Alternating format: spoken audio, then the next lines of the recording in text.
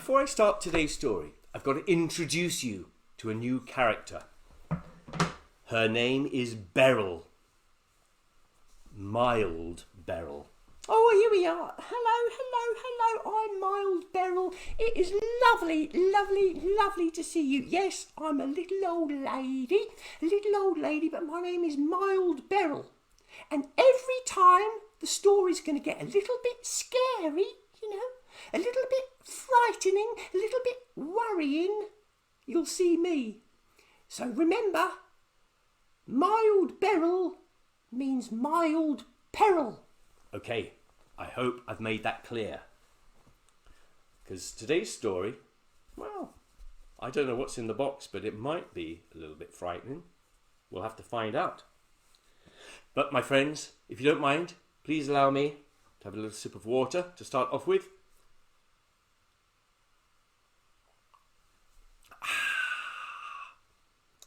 And let's find out what is in the box today. What's in the box? I wonder. So exciting, this bit. I love this bit.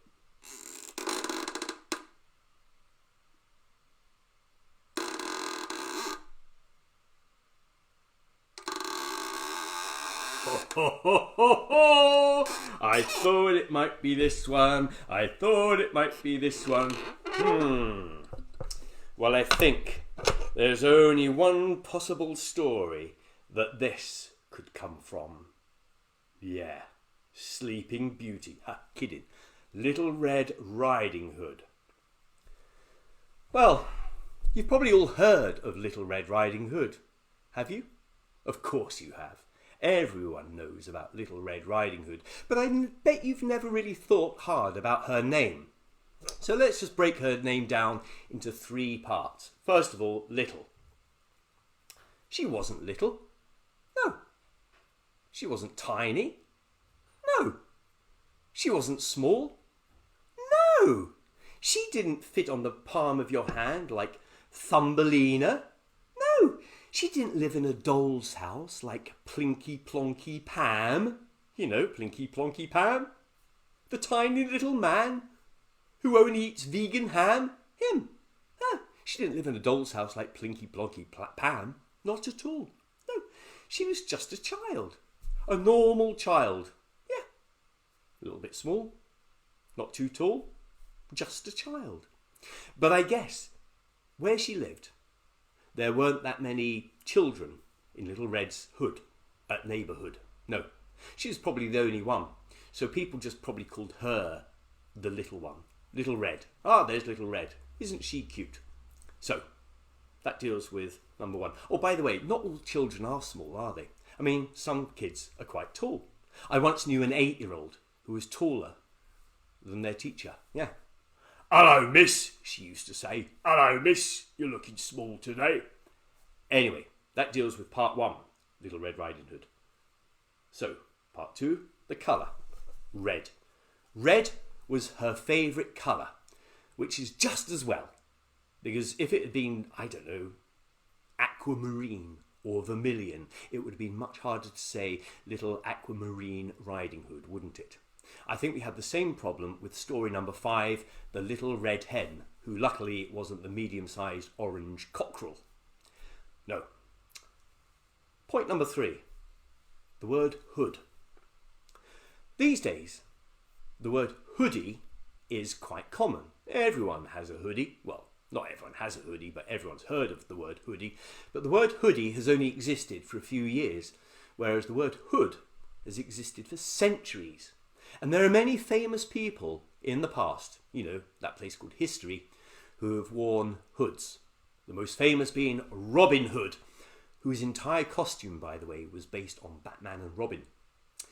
Another one I can think of is Hood King Wenceslas. Yes, he preferred to wear a hood to a crown.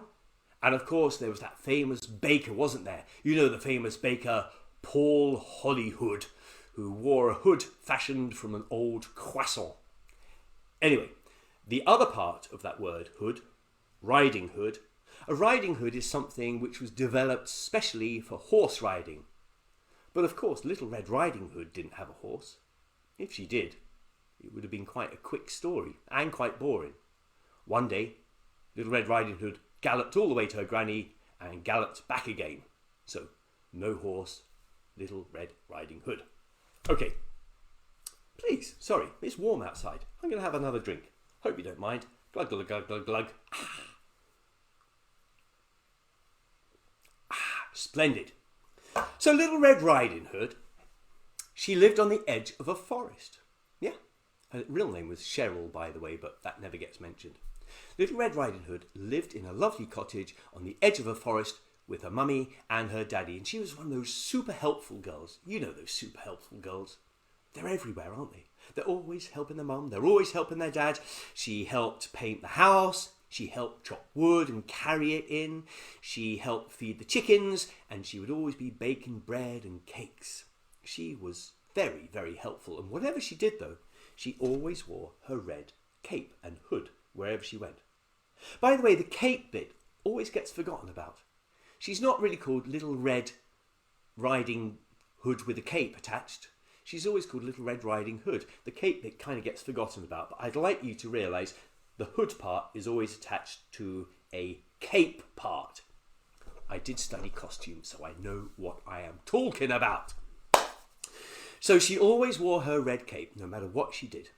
Now one day, her mum said to her, "Oh, Little Red Riding Hood, Little Red Riding Hood, I'm ever so worried about Granny. She's all on her own. She's very old. She's 93, you know. She's 93 and she lives all on her own in the middle of the woods in her little cottage. I'd like to be a good girl and take her some supplies." "Certainly, Mummy. Certainly. But you've got to be careful because these are worrying times. These are worrying times, and I've heard that there's a big bad wolf about." "A wolf? A wolf? A big bad wolf? Ah! Da da da!" Now, I'm sorry, but in these sorts of stories, wolves do get a very, very bad press. They're always the mean guys, the baddies. But in real life, wolves are actually quite cute. You know, they're quite cute and they're very sweet and quite fluffy. So I think it's a bit mean, but for the sake of this story, if I mention Big Bad Wolf, can you please, please, please try and act scared? Let's try it all together and do the dur bit. It always helps. A wolf, a big bad wolf. Ah! Da da da! Hey, good. That was a really good one. I like the way you did it as well, and the way you did. Oh, such conviction. Anyway, let's get back to the story. Oh, don't forget to make a scared face. Ah! Okay, good. Little Red Riding Hood had no idea what her mum was talking about. She didn't know what a wolf was. She'd never seen a picture of one, she'd never seen a drawing of one, she'd certainly never seen a photograph of one, and Google didn't exist. So she didn't know what her mum was talking about, but it seemed quite dramatic, so she put on her best scared face she could. Ah! Like that. "Anyway," said her mum, "I want you to bring some supplies to her. I filled up this basket with cake, there's cake, and I've baked some bread, and I've made some wine for her, some lovely, delicious apple and plum wine. And you know what? We've even managed to get a tin of tomatoes, and a toilet roll. Oh, isn't she lucky?"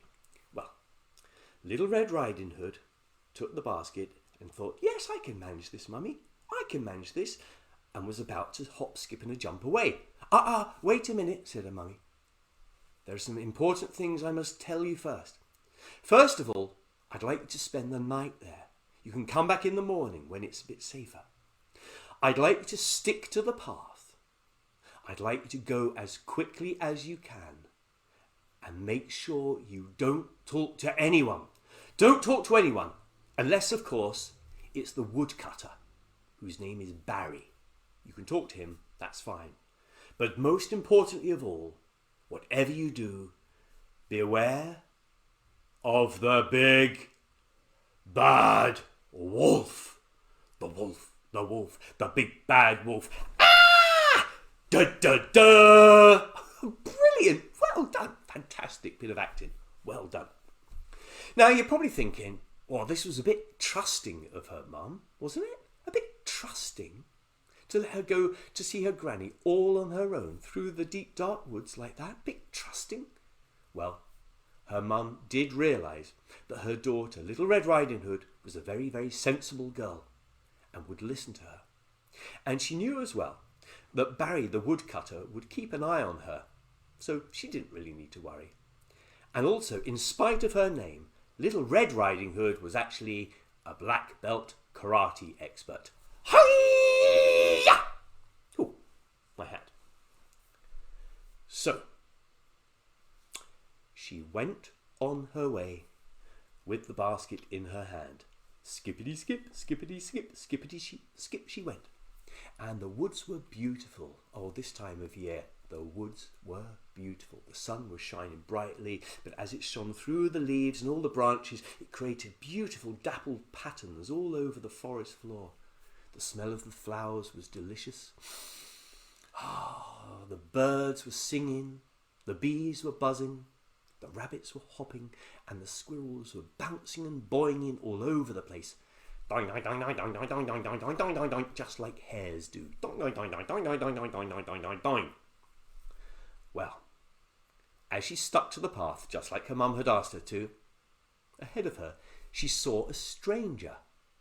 Uh-oh, she thought, and she walked up to the stranger, trying not to get eye contact, holding a basket like this.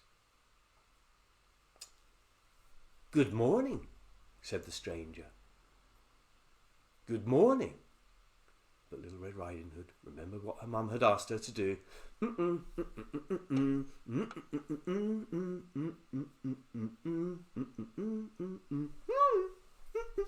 "Oh, good," said the stranger. "Your mum must have asked you not to talk to strangers. That's very, very sensible. But you don't need to worry about me. I'm the woodsman. I'm Barry." "Oh, thank goodness for that. Oh, thank goodness. I could hardly hold my breath any more," said Little Red Riding Hood. "My name is Little Red Riding Hood. Nice to meet you." But oh no. Oh no. Oh no. Oh no. Oh no. This wasn't Barry the woodcutter. This was none other than the big bad wolf. The wolf, the wolf, the big bad wolf. Ah! Da da da! Oh, well done, excellent. "And where are you going in such a hurry?" said Barry the woodcutter / big bad wolf. "Where are you going?" Little Red Riding Hood hadn't noticed that Barry's voice had changed quite dramatically. "Where are you going on such a fine, fine day, carrying that basket?" "Oh, I'm off to see my granny. She's in the woods, all on her own. I'm taking her these supplies. We've even got tin tomatoes and toilet roll." Well, well, well, isn't she a lucky lady? "But I notice, Little Red Riding Hood, I notice that your basket doesn't have any flowers in it. Surely Granny would like some flowers, wouldn't she? I've seen some beautiful bluebells just down there in the deep, dark, dingly dell. Wouldn't you like to pick us some lovely bluebells in the deep, dark, dingly dell?" "Oh, yes," said Little Red Riding Hood. "That's very kind of you. I shall go there right now." And skippity skip, she left the path. And in the meantime, the wolf lolloped all the way to Granny's house and ate her in one gulp. "Oh, I'm so sorry. I'm so sorry. I didn't give you warning." Hold on, let's redo that scene. Well, the wolf lolloped along, all right, lolloped along. It's me, Mild Beryl, told you. Lolloped along and ate Granny in one gulp. I'm ever so sorry about that. And then, really weirdly, dressed up in Granny's clothing. Oh, that is so strange. I don't know why the wolf did that, but hey ho, can't argue with history. Anyway, By the time Little Red Riding Hood reached her granny's cottage, it was quite dark. She had spent too long in the deep, dark, dingly dell collecting bluebells, and she got quite lost, and she found it very difficult getting back to the path again. So, when she got there, as I said, it was dark, and she noticed that the door was just slightly open. Well, she went in quietly because she didn't want to disturb her granny, and she noticed someone lying on the bed. Well, that must be Granny, she thought. That must be Granny. By the way, she didn't know what a wolf looked like. She didn't know what a woodcutter looked like, and she certainly didn't know what a granny looked like. She went up to her granny. Okay, are you ready?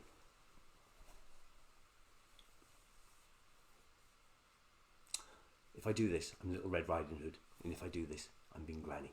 Okay. My hair gets in my way. Yeah. Granny, what big eyes you have! Oh, all the better for seeing you with. And Granny, what big ears you have! All the better for hearing you with. Granny, what a big nose you've got! All the better for sniffing you with. And Granny, what big teeth you have! All the better for eating you with. And thwack! Down went Little Red Riding Hood in one gulp. Now, it's very, very silly and very, very foolish to gulp your food down like that. You get the most awful heartburn and the most dreadful indigestion, and you get the most terrible hiccups. Yeah, terrible hiccups. And it's very dangerous as well, and you should only really gulp down your food if your friend Harry Heimlich is about. So the wolf, after gulping down this food, began to regret having eaten them so quickly. Oh, why didn't I chew on her ankles? Why didn't I eat Little Red Riding Hood's knees? Why didn't I eat the marrow out of their bones? Why did I have to gulp them down in one go? Oh, how foolish. Oh, my tummy really, really hurts. Hiccup! Hiccup! Hiccup! And the wolf hiccuped for about 3 hours. Now, I don't know if you know this, but the best way of curing hiccups is to drink lots of water or to give yourself a shock. So for 3 hours solid, the wolf just kept gulping down water, but it didn't do a thing. Hiccup, gulp, hiccup, gulp, hiccup. So there was no other option. The wolf crept up to the mirror, jumped up and looked at himself. Ah! Realizing how frightening he was, he stopped hiccuping straight away, but all those hiccups had made him very, very sleepy. So he lay down on the bed to get some snoozes in. Well, all those hiccups were so loud that Barry the woodcutter had heard them from his little hut in the forest. And he went to Grandmother's cottage to investigate. Huzzah! He thought. Those don't sound like Granny's hiccups. Huzzah! I wonder what's going on. I wonder. By now it was pitch black. He had a lantern. He went up to Granny's cottage, and again he saw the door was slightly open. He crept in, and he could see someone on the bed. Someone with a huge, great big, mammoth, gargantuan tummy with all sort of elbow shapes and knee shapes pointing out of it. Huzzah! Thought the woodcutter, with his hands on his hips, looking all manly. Huzzah! That's my oldest foe, the big bad wolf. Huzzah! I shall kill the big bad wolf and rid the forest once and for all of this dreaded foe. Huzzah! And he raised his axe above his head, and he was about to chop off the wolf's head when he saw a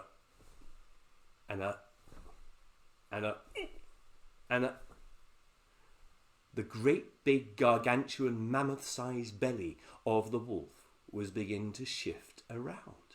There was something inside the belly of the wolf, but the belly was still fast asleep. This didn't wake it up at all. So instead of cutting off the wolf's head, the woodsman, the woodcutter even, Barry, he took out his next most important tool that any woodcutter can have, a pair of scissors, axe number 1, scissors number 2. He took out his scissors and he cut open the wolf's belly. Oh, that's disgusting, isn't it? Sorry, I should have done that. I should have done that with this. I'm so sorry. Yeah. Oh, yeah. Cut open the wolf's belly just like this. And do you know what? Out popped Little Red Riding Hood. And out popped me, Granny. Yeah. Hello, dear. Hello. Would you like a cup of tea? Would you like a cup of tea? Oh, huzzah, said the woodcutter. Oh, huzzah. Well, the woodcutter was about to fill up the wolf with lots and lots of stones. He realised that the best way of dispatching a wolf is to fill up its belly with lots and lots of stones and stitch it up and let the wolf fall down a well. You see, he had read the story of the 7 little kids, which I'm going to be doing in about 2 weeks' time. But it was Good Friday, and Granny felt sorry for the wolf. So instead of putting loads of stones and sewing that up inside his belly, she opened up all the cushions and all the pillows in her room, took the stuffing out, and popped this inside the wolf, put a zip on him, and sewed him up neatly. Yeah. And with all that fluffy goodness inside his tummy, of course, it made the big bad wolf the cute, fluffy wolf. And Granny kept the wolf as a pet ever since. And as for Little Red Riding Hood, well, she never once strayed from the path again. She never got humans and animals mixed up. And her favourite colour from that day on became turquoise. Well, my friends, if you've enjoyed this, please visit our website. Stay safe, stay healthy, stay at home this weekend, and look after each other. TTFN. Bye.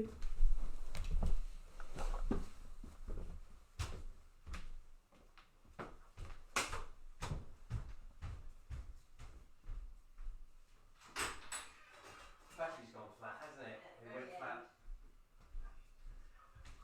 It's alright, because it just like freezes on you. I didn't want to come in, I was watching and I thought I won't. Oh, it's still recording. So I'll put that on so they can see you. At least it just sits like that.